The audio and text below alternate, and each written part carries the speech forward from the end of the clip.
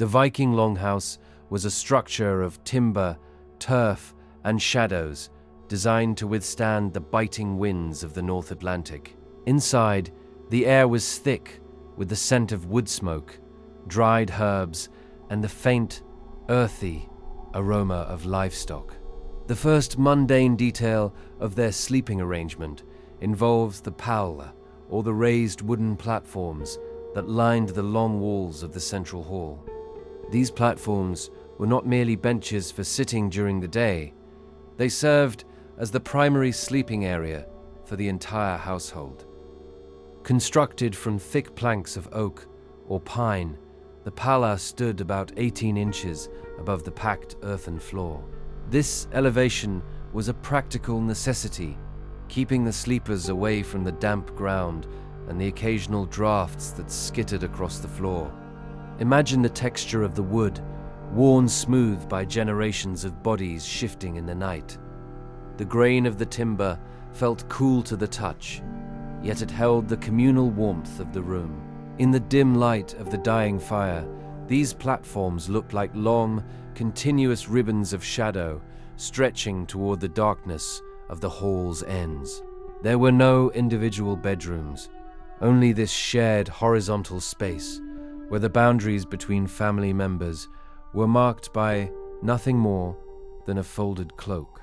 The second detail to consider is the meticulous layering of bedding that turned these hard wooden benches into places of rest.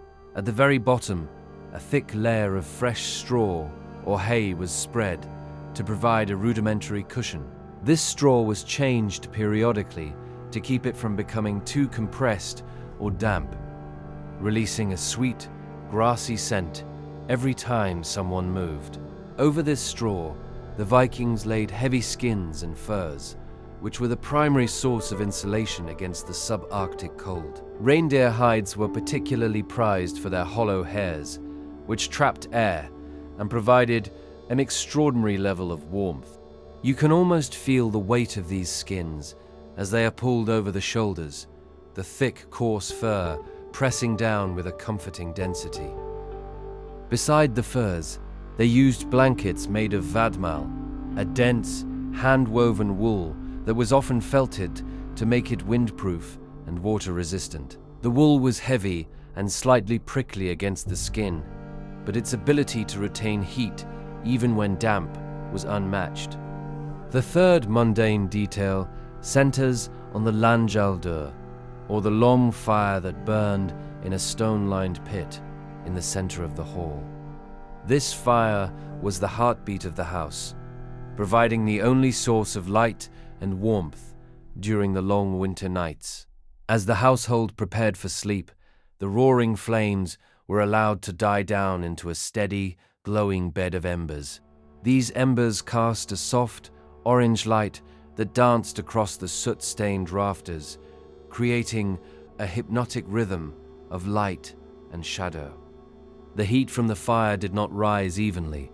Instead, it created a pocket of warmth that hovered just above the central hearth, slowly radiating outward to the pala. Because there were no chimneys, only a small smoke hole in the roof, a layer of thin blue smoke often hung in the upper reaches of the room. This smoke acted as a natural insecticide, keeping the thatch and the bedding free from pests, while adding a dry, acrid note to the air. The crackle of a settling log or the hiss of a dying spark would be the only sounds breaking the silence of the hall. The fourth, and perhaps most intimate detail, is the social and physical proximity of the sleepers, including the animals. In the darkest months, the livestock were often brought into one end of the longhouse, separated from the living quarters by only a thin wooden partition. The body heat from the cattle and sheep would drift through the gaps in the wood, adding several degrees of warmth to the entire structure. The low, rhythmic sound of a cow shifting in its stall, or the soft bleat of a lamb, provided a natural white noise that signaled safety and prosperity. Human sleepers huddled together in family groups, often sharing furs to maximize body heat and conserve resources. There was a strict hierarchy to where one slept. The head of the household and his immediate family occupied the spaces closest to the warmth of the central fire. Laborers, slaves, and guests slept further toward the drafty ends of the hall, where the cold was more pronounced. Despite the lack of privacy, there was a profound sense of security in this communal arrangement, a feeling of being part of a singular, breathing entity. As the night deepened, the sounds of the household would settle into a chorus of slow, steady breathing and the distant whistle of the wind against the turf walls. The darkness was absolute, save for the faint, pulsing, red glow of the hearth that acted as a focal point for the wandering mind. Every creak of the timber frame was a familiar note in the song of the house, a reminder of the strength of the wood and the skill of the builders. The heaviness of the wool blankets seemed to anchor the body to the bench, encouraging a deep, dreamless state of rest. Outside, the stars might be sharp and cold over the fjords, but inside, the air was still and protected. The transition from wakefulness to sleep was not a sudden event, but a slow dissolution into the textures and scents of the Longhouse. One might focus on the smell of the lanolin in the wool, or the way the straw crunched softly beneath the reindeer skin.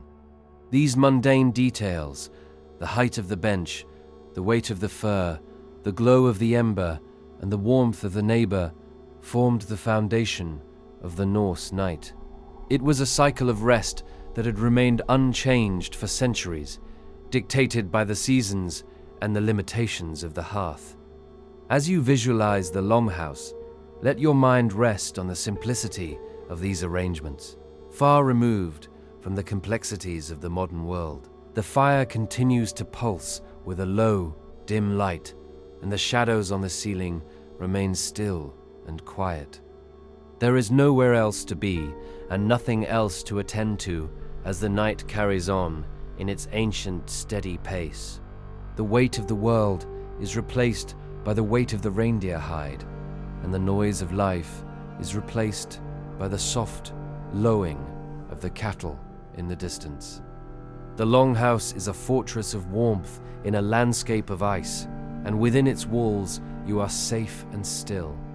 Let the rhythm of the Viking night guide you into a deep and peaceful slumber wrapped in the history of 1,000 years. Discover more history by watching the next video. We're eager to share more with you. You can't go wrong. All our videos are deeply detailed, dull, while fascinating and distinctly sleep-inducing.